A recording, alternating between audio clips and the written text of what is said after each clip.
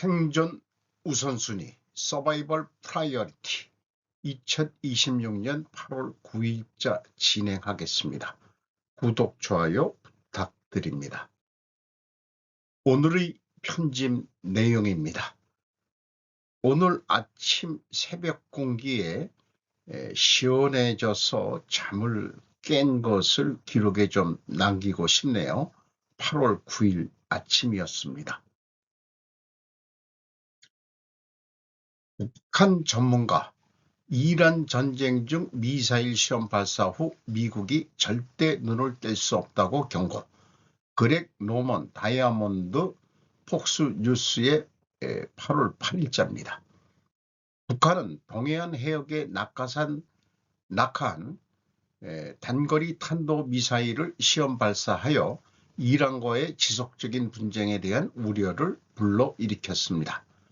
미국과 한국은 이달 말 합동 군사훈련을 실시할 예정이며 전문가들은 북한의 도전이 여전히 이 지역에서 중대한 위협이라고 경고하고 있습니다. 미국 인도태평양 사령부는 미사일 발사가 미국의 인력이나 영토에 즉각적인 위협이 되지 않는다고 밝혔지만 북한의 도발적인 행동에 대해 경계를 늦추지 않는 것이 중요하다고 강조했습니다. 일본이 북한 동해안 해역에 탄착했다고 밝힌 단거리 탄도미사일 발사는 이달 말 미국과 한국이 실시할 합동 군사훈련을 앞두고 목요일에 진행되었습니다. 한반도에 이 불안정한 갈등이 있습니다. 그리고 관심을 끌기 위해 매우 예측할 수 없는 지도자인 김정은은 미국이 결코 눈을 뗄 수 없는 존재입니다라고 퇴역한 해군 소장이 말했습니다. 그래서 우리는 중동에서 러시아와 우크라이나에 대한 이러한 모든 도전과제, 중국이 대만을 압박하고 강압하려는 시도에 대한 도전과제를 안고 있습니다. 몽고메리는 북한의 남한에 대한 도전은 바로 거기에 있으며 김정은에 대한 제약이 없다는 것을 결코 잊지 못할 것입니다. 몽고메리는 금요일에 북한이 탄도미사일 발사를 할 때마다 메시지에 의도된 수신자가 될 수 있는 세 나라가 있다고 생각해야 한다고 말했습니다. 미국일 수도 있습니다. 그것은 한국일 수도 있습니다. 일본일 수도 있고 혼합일 수도 있습니다. 그는 일본이 최근 7월 말 미 해군의 도움을 받아 토마호크 순항미사일을 시험 발사한 과정을 설명했습니다. 최근 미국이 극지 탄도미사일 방어 무기의 상당 부분을 사용했다는 보도가 많이 있었습니다. 이란 분쟁에서 패트리어트 3와 사드, 이러한 방어 시스템은 이 무기에 대해 사용할 수 있는 종류의 방어 시스템입니다. 또한 중동에서도 고갈된 미 해군 표준 미사일도 있습니다. 이 모든 경우에 북한은 세 나라 중 어느 나라든 또는 세 나라의 혼합체계에서 우리가 여전히 관련이 있으며 중요하며 우리에게 주의를 기울여야 한다는 신호를 보낼 수 있습니다. 이렇게 돼 있는데요.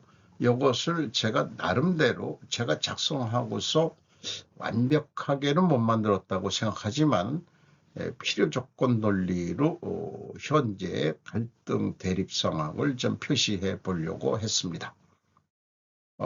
제가 북한을 조선이라고 부르기 시작했습니다. 아마 그 국내 언론에 나오기 전에 제가 먼저 조선이라고 표현하고 있었습니다. 조선의 생존을 위하여는 반드시 탄도미사일을 수시로 발사해야 한다. 탄도미사일을 수시로 발사하기 위하여는 반드시 한국 국민이 무덤덤해야 한다. 이렇게 한번 작성해 봤고요. 한편 조선의 생존을 위하여는 반드시 미국과 협상을 해야 한다. 미국과 협상을 하기 위하여는 반드시 긴장과 갈등을 만들어야 한다. 그래서 이 위에 BD에 대한 뭐 이유, 원인이라고 표현하면은 되겠죠. 한국 국민 대다수는 주한 미군과 K방사를 믿고 있기 때문에 무덤덤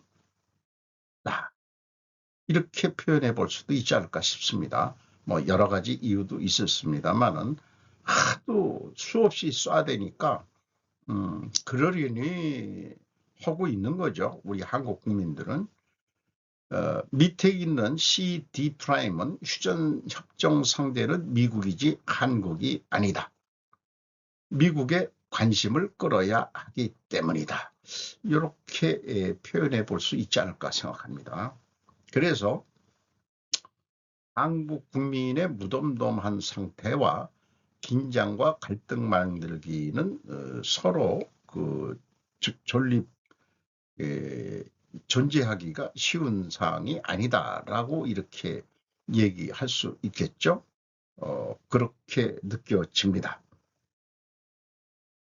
케인이 오프램프를 찾고 있다. 제목은 제가 붙여봤습니다.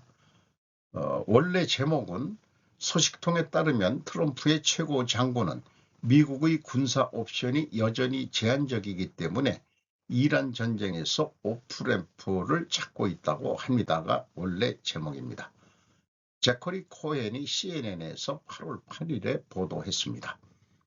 지난 몇 주 동안 합동참모본부 의장, 이 문제에 정통한 3명의 소식통에 따르면 댄 케인은 다른 트럼프 고위 고문들에게 미국이 이란과의 전쟁에서 벗어날 수 있는 기회를 찾아야 한다고 개인적으로 분명히 밝혔는데, 이는 분쟁을 확대하기 위한 군사적 옵션이 역효과를 낼 수 있고 공군력만으로는 도널드 트럼프 대통령의 명시된 목표를 달성할 가능성이 낮기 때문입니다.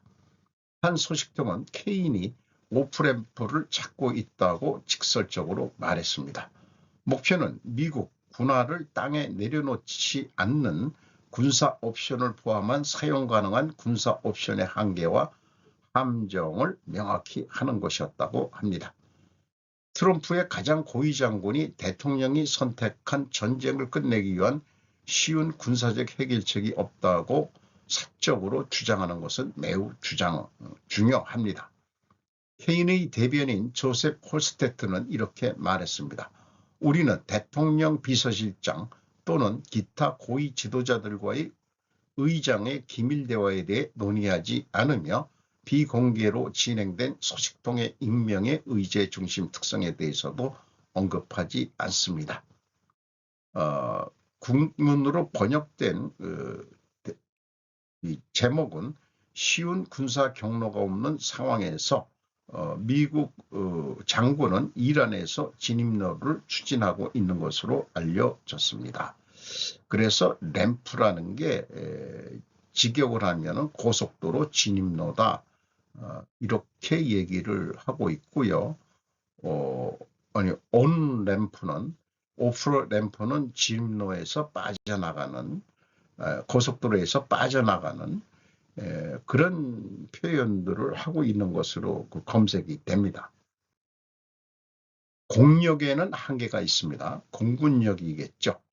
전쟁은 군사결의, 미국 정보 커뮤니티의 평가, 상식에 힘입어 트럼프 대통령의 최고 국가 안보 책임자들이 지난달 말 공청회에서 케인이 의원들에게 한 말을 공군에는 한계가 있다고 믿는 지경에 이르렀습니다.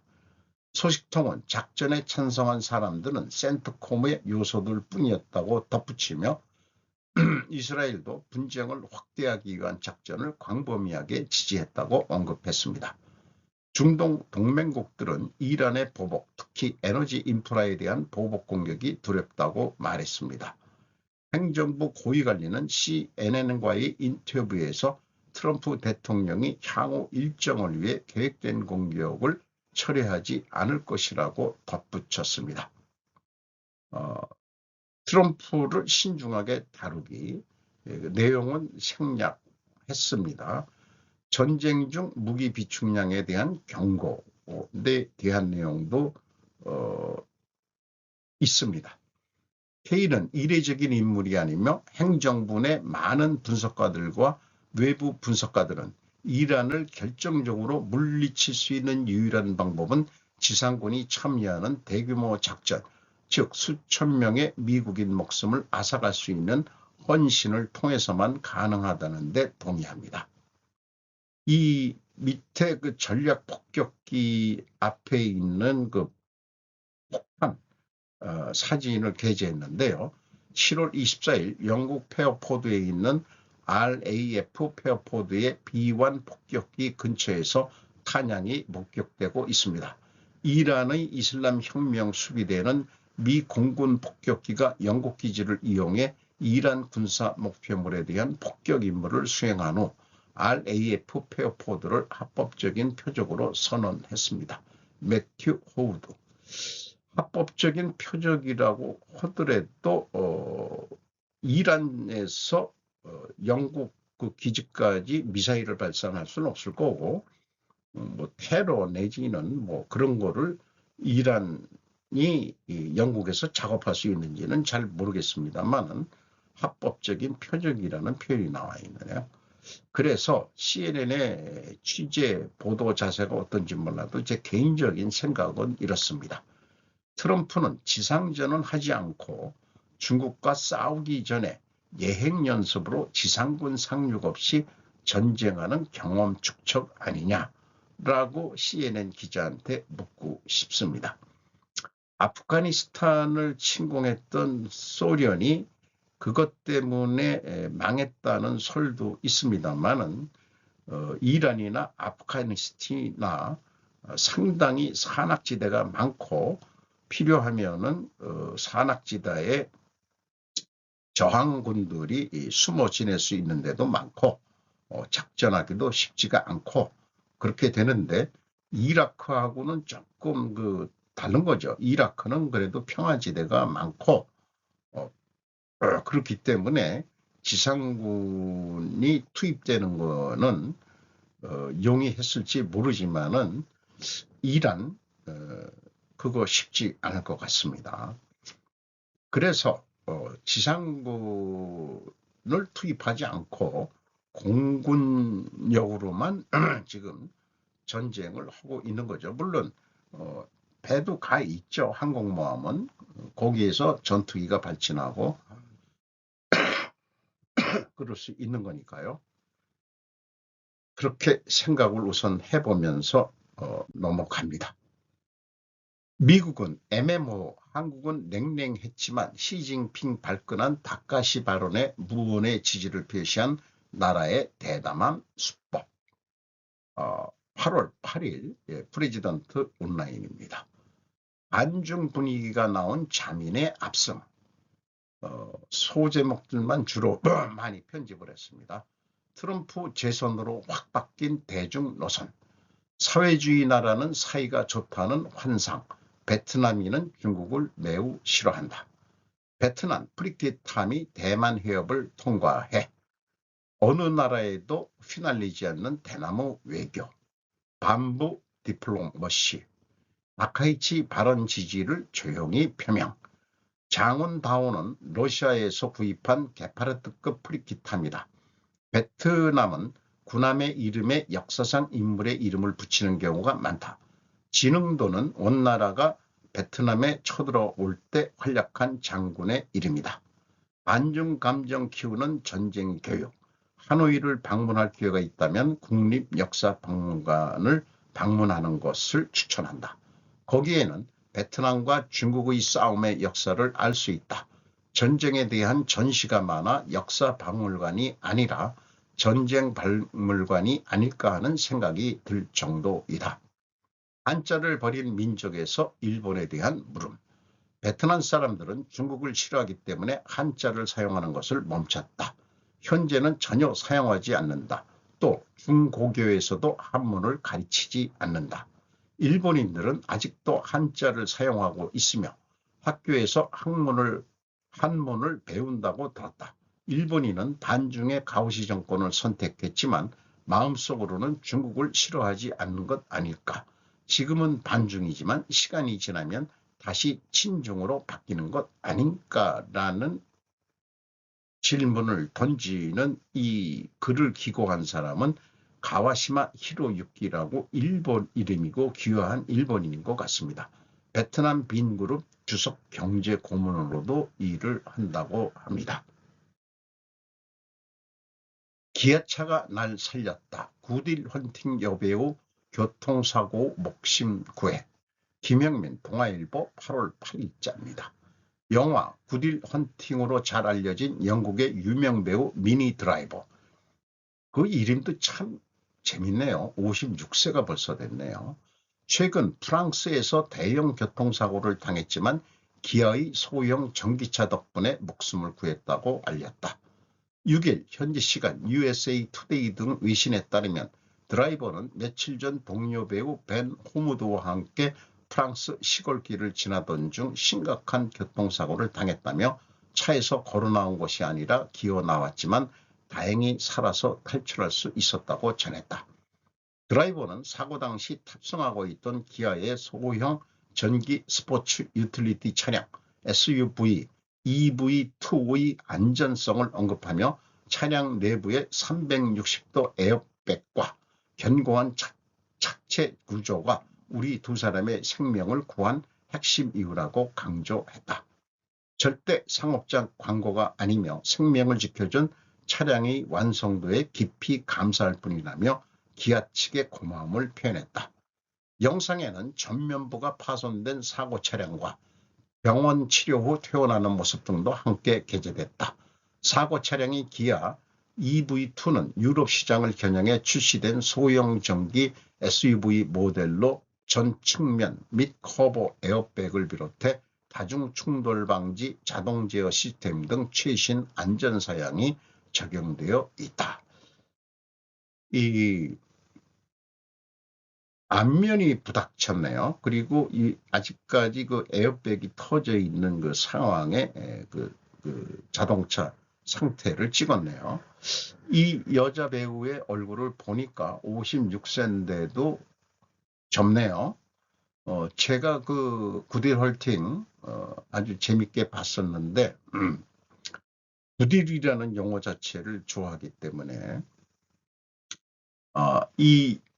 거기서 맷 데이먼이 그 청소부로 일하는데 밤에는 그 대학생 같이 거짓말하면서 그 카페에서 여학생들과 대화하고 뭐 그런 것도 나오죠. 거기에 하버드 여대생으로 나왔던 거로 기억을 합니다. 트럼프 30억 달러 광호 프로젝트 가동. 중국 핵심 광물 의존도 낮춘다. 김강성 위클리크스 한국 8월 8일. 미 국방부 수출입은행 전방위 금융 지원. 트럼프 미국 광업을 다시 위대하게. 프로젝트 가운데 가장 큰 비중을 차지하는 것은 미 국방부 전략자본실이 신라 나노테크놀로지와 체결하는 14억 달러 규모의 대출이다. 이를 통해 워싱턴주의 차세대 배터리 시설을 건설할 계획이다. 국방부는 항공우주 방위산업의 핵심 광물인 스칸듐의 호주 내 생산 확대를 위해 4억 달러를 투자한다.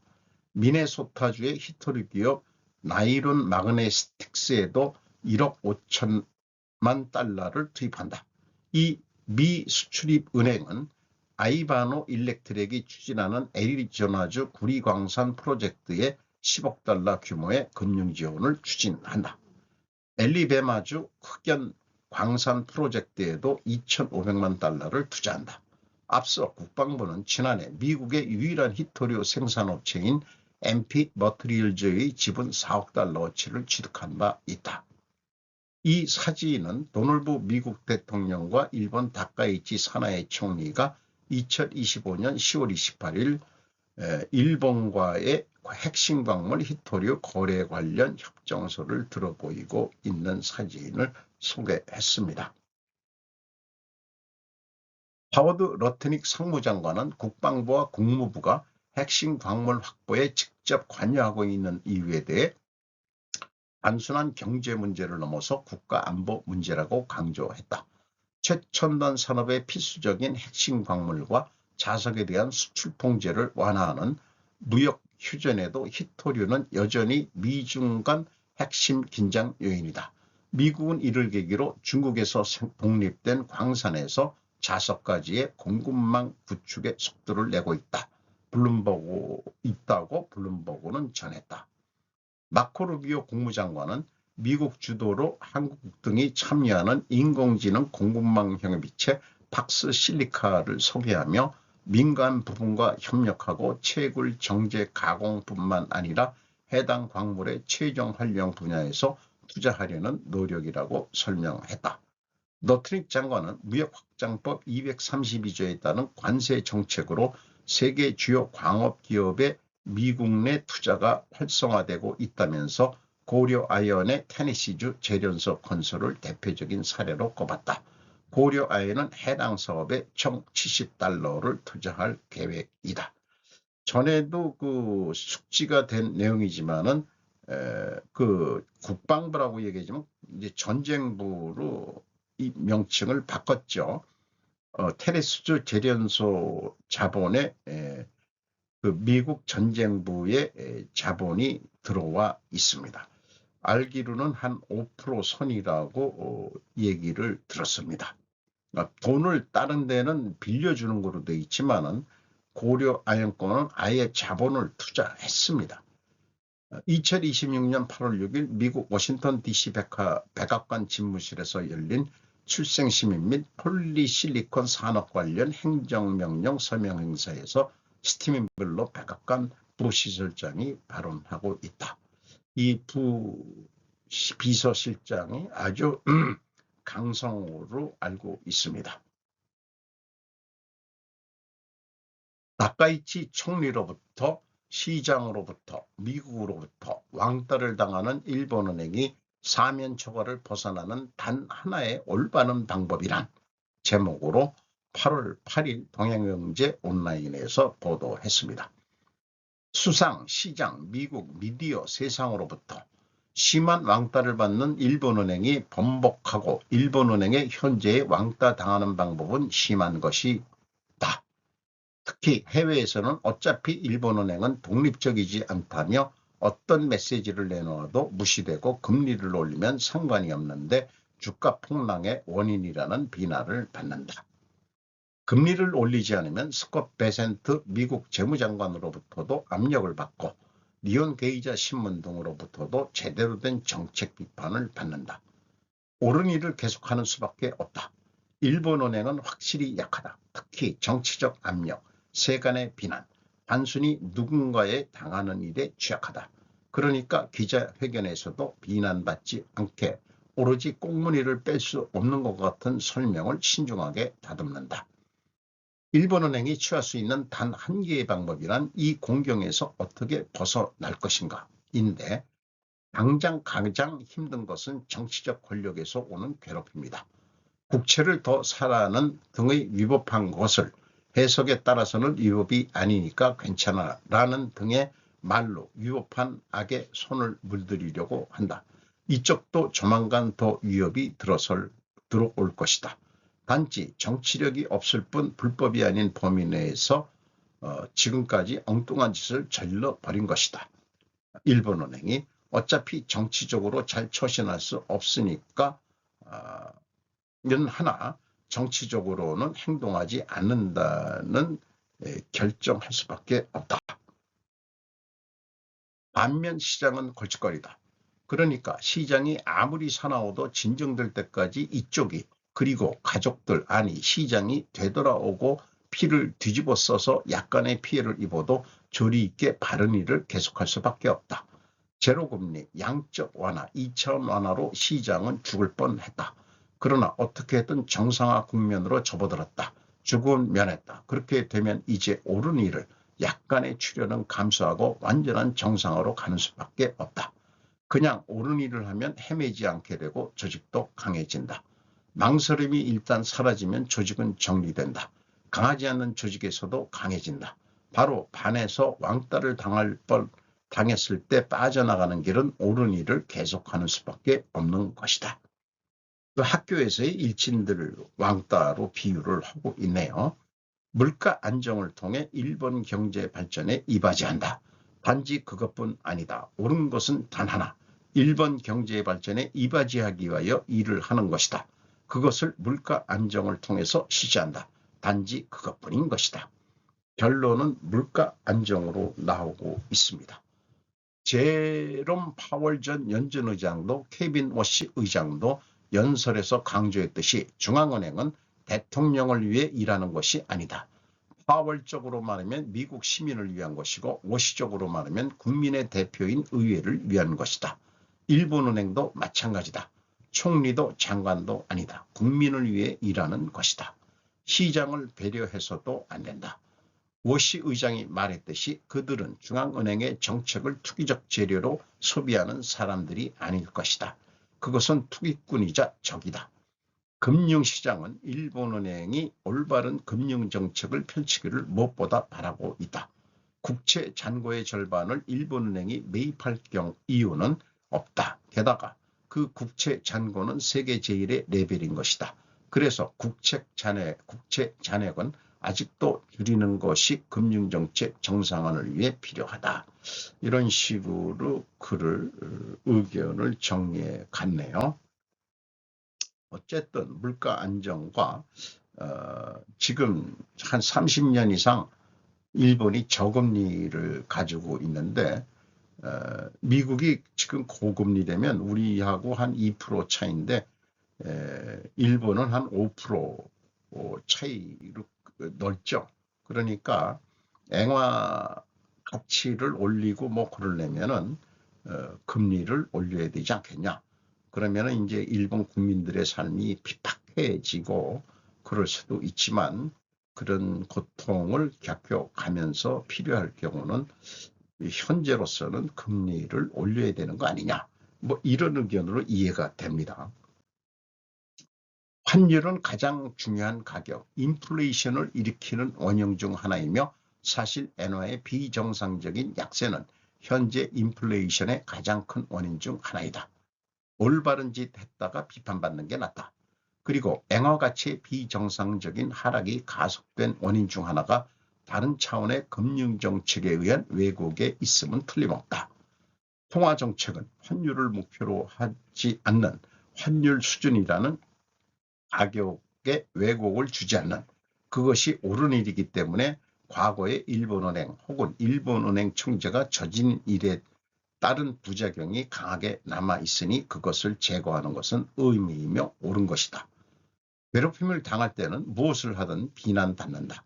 괴롭힘을 당하다 배려를 하든 촌하든 친경을 쓰든 겁을 먹고 주저하든 무엇을 하든 어차피 괴롭힘을 당하는 것이다. 그렇다면 옳은 일을 해서 비판을 받는 게 기분이 좋지 않나. 일본은행이 정신적으로 편해지려면 올바른 것을 즉각 게시하는 것 그것밖에 없다. 댓글에 이런 게 있습니다. 단 하나의 올바른 방법이란 말의 이야기인가? 이 기고자가 말의 경마의 전문가인 모양입니다. 그러니까 좀 비꼬는 얘기 같긴 해요. 게다가 베센트의 협조 개입은 앵고를 요구하는 움직이며 금리 인상하고 싶은 일본은행에 있어서는 왕따라고 하기보다는 원호 사격이라고 생각한다.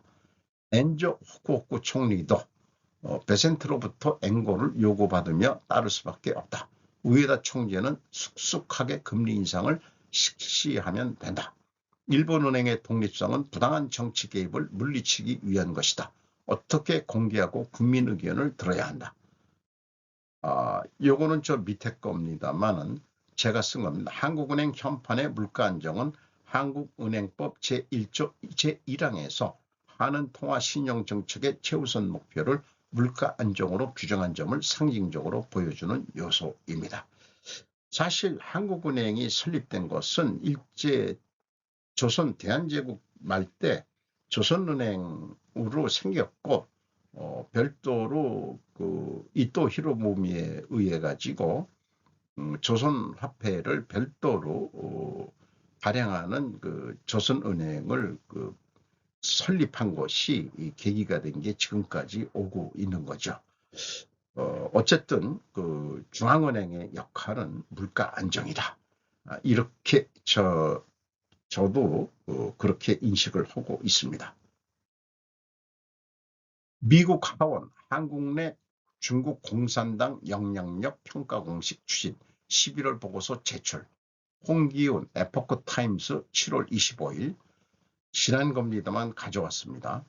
지난달 상원 이어 하원도 중국 공산당 영향력 평가 요구. 주한미군 방첩, 중기술기업 정보보안 등 조사 대상 확대. 미 하원이 국방수권법안을 통과시키면서 국방부의 한국 내 중국 공산당의 영향력과 이에 따른 미국의 안보 위험을 공식 평가하도록 하는 조항을 포함시켰다. 하원은 지난 22일 전례 없는 규모인 전례 없는 1조 1,500억 달러의 군사비 지출을 승인하는 2027 회계년도 국방수권법을 찬성 216표, 반대 212표로 통과시켰다. 이 법안에 따르면 피트 헤그세스 전쟁장관은 오늘 11월 말까지 한국 내 중국 공산당의 악의적 영향력이 미국의 국방이익에 미치는 위험을 평가한 보고서를 의회에 제출해야 한다. 주한미군 방첩 정보보안 집중 점검. 한미 방산협력 이중 용도 공급망에 미치는 영향을 평가하도록 요구했다. 본격적인 한미 방산협력을 앞두고 민감한 기술이 중국으로 유출된 가능성을 사전에 차단하려는 취지로 해석된다. 이 기사를 보면서 느끼는 것이 한국도 국방수권법 NDAA와 같은 법을 만들어야 하는데 그게 우리나라는 뭐 정보통신법 이런 것도 있습니다만은 여야 모두의 친중 정치인들이 너무나 많이 깔려 있어 가지고 현재는 요원하게 생각이 됩니다. 친중이면 스파이로 분류해도 될 것이 아니겠는가. 그러니까 지금 친중인들은 본인들이 그렇지 않다고 생각해도 너희들은 한국에 대해서 스파이 짓을 하는 거나 마찬가지다. 그것이 포섭이 됐든 자발적이 됐든 어땠든지 간에 친중은 스파이로 규정을 해야 된다고 주장하고 싶습니다. 그리고 관련된 뉴스로 김원철 기자가 한겨레에서 한 달 전 정도 6월 19일에 보도한 내용이 있고 그 앞에 기사 내용은 앞에 그 기사 내용과 거의 유사한데 별도의 그 독특한 면을 가져왔습니다. 하원 군사위 보고서에서도 거의 같은 제목의 한국 내 중국 공산당의 악의적 영향력 평가 항목이 담겼다.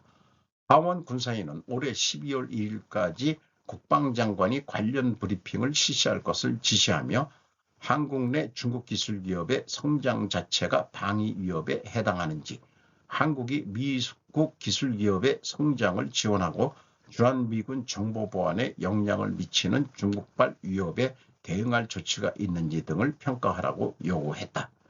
이런 문제의식은 최근 미국 국방부의 중국 기술 기업 압박 흐름과도 맞닿아 있는 것으로 보인다.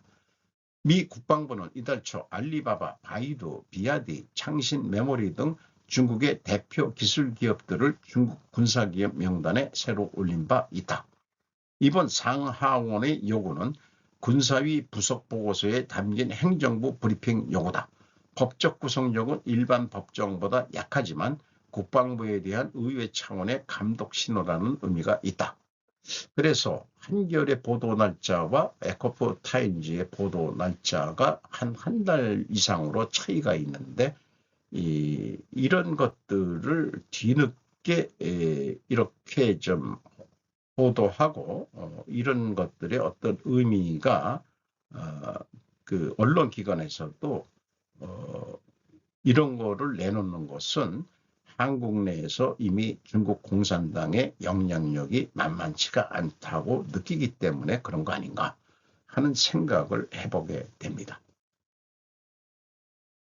아니나 다를까 이런 방송이 바로 또 나왔습니다. 미일중 스파이정과 태평한 한국 김정민 국제전략연구소 8월 8일 방송한 건데요. 제가 이것은 일일이 읽지를 않겠습니다. 화면을 정지해서 소리내어 읽어보시고 고개를 갸웃하게 된다든지 또는 관점이 서로 다른 게 있을 수도 당연히 있을 겁니다. 상당히 긴 방송 내용이었는데 제가 열심히 들으면서 타이핑을 해가지고 정리한 내용입니다. 어쨌든 맨 마지막에 이 얘기를 집어넣습니다. 제가 한국산 물은 변기에나 쓰는 게 지진 고프에 비한 일본 누리꾼 논란. 이런 일본 누리꾼들이 일본 측 입장에서 보면은 구세력이겠죠. 혐한을 불러일으키는 그런 것들인데 일본 내에서도 비판이 쇄도했다라고 합니다. 중국 그 스파이설에 대해서 쭉 풀어간 것은 이 방송은 상관관계 추론의 귀재라고 저는 인정합니다. 그러나 상관관계 추론의 가장 취약점은 그것을 무효화시킬 수 있는 다른 증거가 나온다면은 상관관계 추론은 무효가 돼버립니다. 그러나 인과관계 추론은 그 원인 과정에 의해 가지고 다른 결과 증거를 찾으면 되는 것입니다. 다른 결과가 안 나와 가지고 원인 과정을 좀 변경한다고 하더라도 그 논리의 이 설득성은 그렇게 반감되는 것은 아니긴 합니다. 따라서 저는 인과관계 추론을 어떤 이 기업 경영 뭐 이런 데서만이 아니라 일반 사회 정치 이런 경제 이런 관계에서도 인과관계 추론을 해보려고 노력하는 방송이라고 여러분들한테 소개한 바가 있습니다.